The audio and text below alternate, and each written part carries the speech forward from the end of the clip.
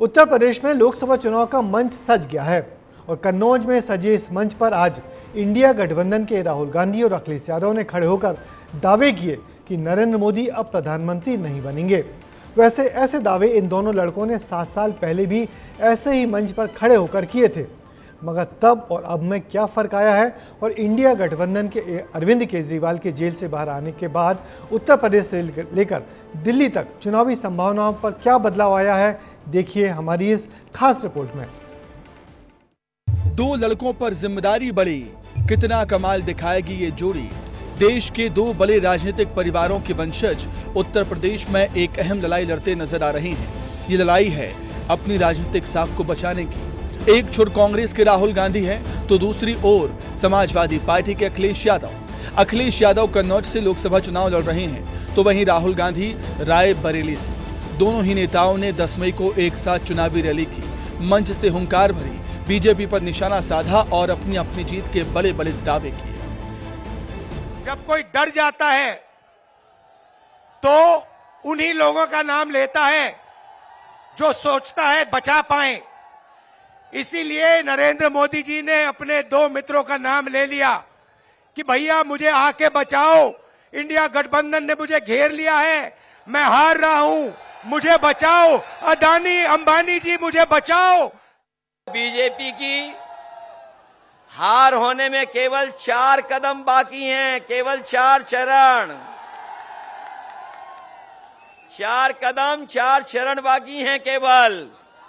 और ये चौथे चरण का चुनाव बिल्कुल बीच का चुनाव है।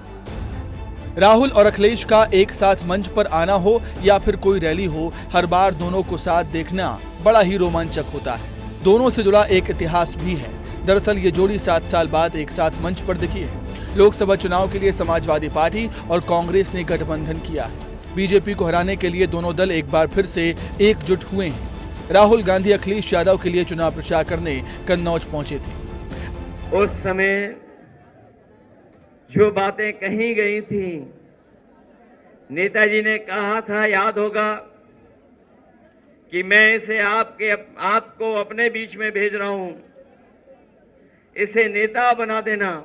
और उसका परिणाम है कि पहले चुनाव से जब भी मुझे चुनाव लड़ना पड़ा होगा, मैं चुनाव लड़ा नहीं लड़ा, लेकिन अपने कन्नौज के लोगों को कभी मैंने छोड़ा नहीं। अखिलेश यादव का मुकाबला बीजेपी के सुब्रत पाठक से है। वो सुब्रत पाठक जो 2019 में सपा उम्मीदवार डिंपल यादव को सपा के ही गढ़ में शिकस्त दे चुके हैं। दरअसल कन्नौज सीट 1998 से सपा के पास रही थी, जिसे बीजेपी ने 2019 में छीन लिया। वहीं राहुल गांधी का मुकाबला बीजेपी के दिनेश प्रताप सिंह से है।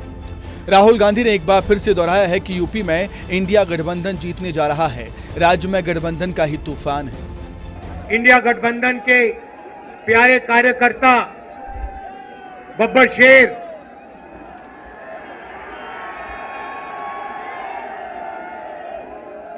जो अब एक साथ टीम में जाके शिकार कर रहे हैं।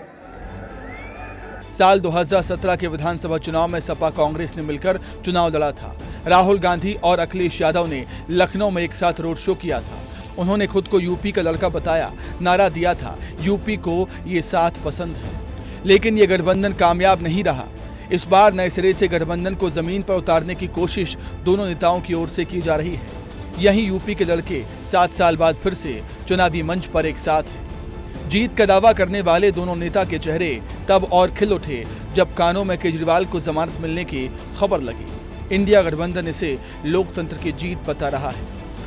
साथ में यह भी उम्मीद करते हैं कि झारखंड के पूर्व मुख्यमंत्री श्री हेमंत सोरेन को भी शीघ्र अतिशीघ्र न्याय मिले।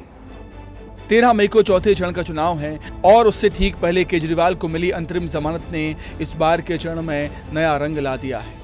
वहीं राहुल और अखिलेश यादव की जोड़ी कितनी कमाल दिखाती है, ये देखना भी दिलचस्प होगा। चौथे चरण में उत्तर प्रदेश की 13 सीटों पर चुनाव होने हैं, लेकिन उन्नाव, खीरी और कन्नौज में दिलचस्प मुकाबला देखने को मिल सकता है। चुनाव में बीजेपी और सपा कांग्रेस के बीच ही लड़ाई है। हालांकि बहुजन समाज पार्टी ने अपने कैंडिडेट इस प्रकार चुने हैं, जिसके चलते उसने कई सीटों पर त्रिकोणीय मुकाबला बना दिया है। ब्यूरो रिपोर्ट, विस्तार न्यूज।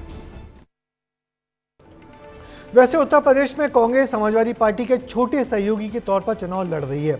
राज्य की 80 में से 63 सीटें सपा ने अपने पास रखी हैं, तो बाकी 17 सीटें राहुल की कांग्रेस को दे दी हैं, जिनमें रायबरेली और अमेठी भी शामिल हैं। वैसे गठबंधन से कांग्रेस को फायदा कम और नुकसान ज़्यादा होता है। कांग्रेस का वोटर तो अपना वोट साथी दल को दे देता है, मगर गठबंधन का वोट कांग्रेस के पास बड़ी मुश्किल से ही आता है। मगर यूपी के ये दो लड़के इन दिनों बेहद जोश में हैं।